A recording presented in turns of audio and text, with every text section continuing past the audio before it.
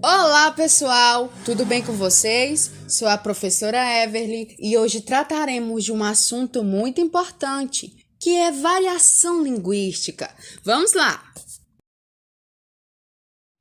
Mas, professora, o que seria essa variação linguística? Variação linguística se refere à capacidade que a língua tem de se transformar e de se adaptar de acordo com alguns componentes. E quais seriam esses componentes, professora? Nós temos a região geográfica, cada região tem um modo diferente de falar. Nós temos o sexo, a idade, a classe social e o grau de formalidade na situação comunicativa do falante. Dentro da variação linguística, nós temos a variação histórica. E o que seria a variação histórica, professora Everly? Variação histórica é a maneira como a língua foi evoluindo de acordo com o tempo. Algumas expressões deixaram de existir e outras novas surgiram e outras se transformaram com a ação do tempo. Um exemplo clássico que podemos citar é o termo você.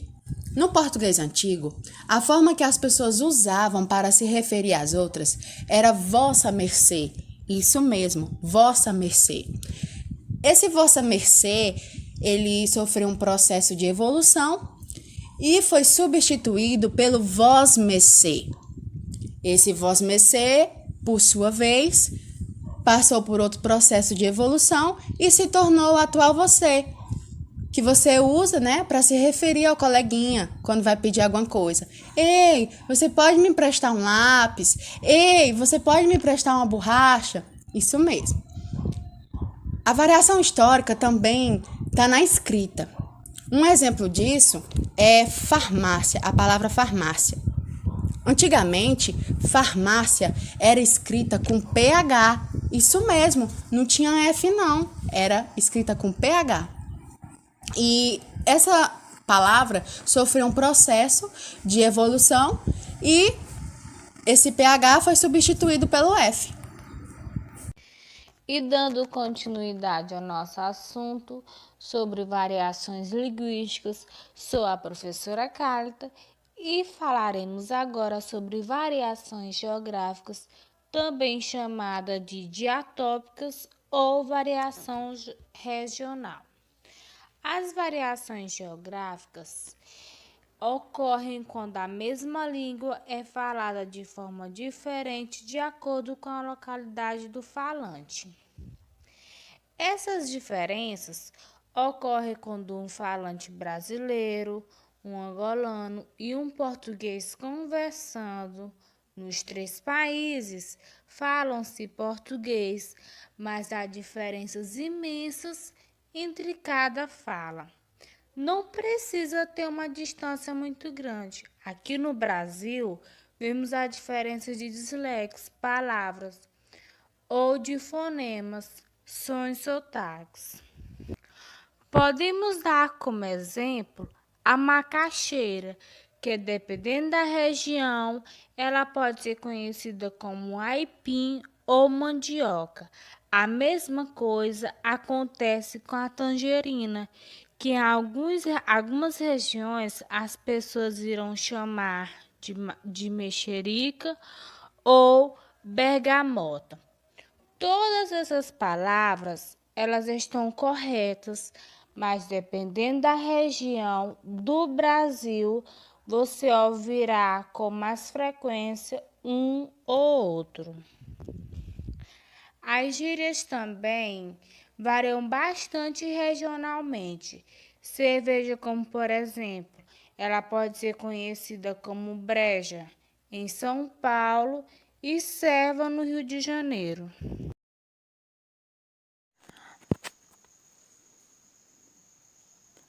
Sou a professora Keliane e, dando continuidade às variações linguísticas, falaremos agora sobre a variação social.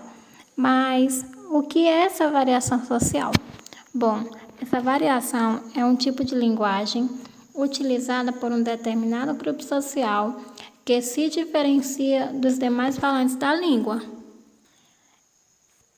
Esse tipo de variação ocorre porque diferentes grupos sociais possuem diferentes conhecimentos, modos de atuação e sistemas de comunicação.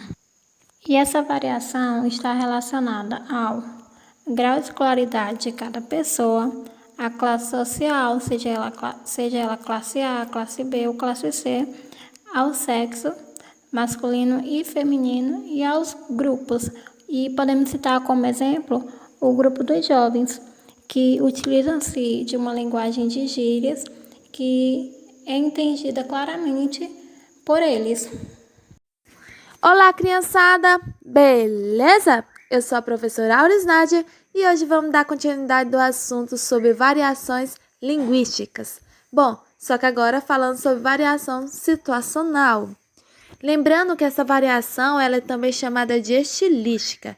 Daí, eu faço uma pergunta para vocês. Vocês sabem o que é variação situacional? Se não, venha para cá e bora aprender. São variações que ocorrem de acordo com o contexto ou situação em que acontece o processo comunicativo. Ou seja, quando eu tenho a interação entre dois grupos ou então dois falantes. Nessa variação são utilizadas duas linguagens. E como são elas, professora? A linguagem formal e a linguagem informal. Também temos que lembrar que o indivíduo ele tem a capacidade de empregar diferente forma da língua em situações diversas. Por isso é importante a gente saber o que é linguagem formal. Bom, e informal também. Bom, essa linguagem ela é também chamada de curta. Por quê, professora? Porque ela está marcada pelo uso correto das palavras.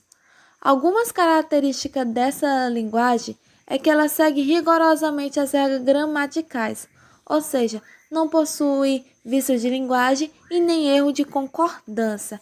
As pronúncias são bem claras e corretas. E onde a linguagem formal é aplicada? Nas reuniões, na entrevista de emprego, em discursos públicos, uma conversa entre o professor. Bom, eu trouxe aqui agora alguns exemplos de linguagem formal.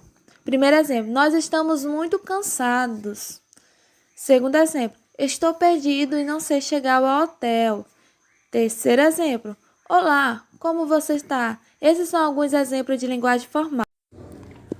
Bom, diferente da linguagem formal, a linguagem informal ou coloquial, como também é chamada, ela vai representar a linguagem cotidiana, ou seja, aquela linguagem do dia a dia, que é despreocupada, que é espontânea, aquela que você usa para falar com a família, com os amigos. E quais são as características, professor?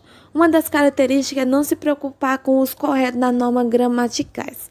Possui um vocabulário simples, ou seja, são de fácil compreensão. E onde a linguagem informal acontece? Na roda dos amigos, nas redes sociais. E agora veremos alguns exemplos de linguagem informal. Exemplo 1. A gente está muito cansado. Exemplo 2. Caramba, tô perdido e não sei chegar no hotel. Exemplo 3. E aí? Como você anda? Bom, já que a gente já sabe o que é linguagem informal e formal, veremos agora um exemplo de variação situacional. Imagine tal situação.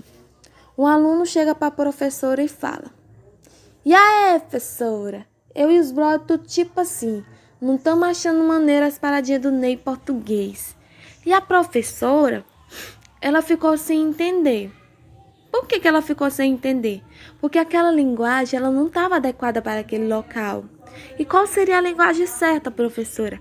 A linguagem formal, porque é nessas situações em que a gente usa a linguagem formal, numa conversa com o professor, com o diretor, e eu espero que você tenha gostado. Vamos falar agora de um assunto muito importante na atualidade. Eu sou a professora Jardinara e eu vou falar sobre o preconceito linguístico. Você já ouviu falar sobre preconceito linguístico? Você sabe o que ele é? Após você ter visto todas essas variações que ocorrem na nossa língua, é possível perceber que cada situação de fala, ela traz um modo mais ou menos adequado de expressão, não é mesmo? É importante entender que as variações linguísticas elas são necessárias para uma comunicação adequada às situações de fala. Logo, o preconceito linguístico, ele se trata de afirmar que uma determinada variedade linguística, ou seja, uma forma de falar, ela é mais correta, mais adequada do que outras variedades, do que outras formas de falar. E a gente pode citar, por exemplo, uma pessoa que mora no sul e considera a sua forma de falar mais adequada, mais correta do que a forma de falar de quem mora no Nordeste ou no Norte. Mas como você percebeu, o preconceito linguístico é errado, porque como aprendemos nessa aula, não há uma única maneira de se expressar, não é mesmo? E que, portanto, não há uma única forma correta. É isso, pessoal. Te encontramos na próxima aula. Até mais!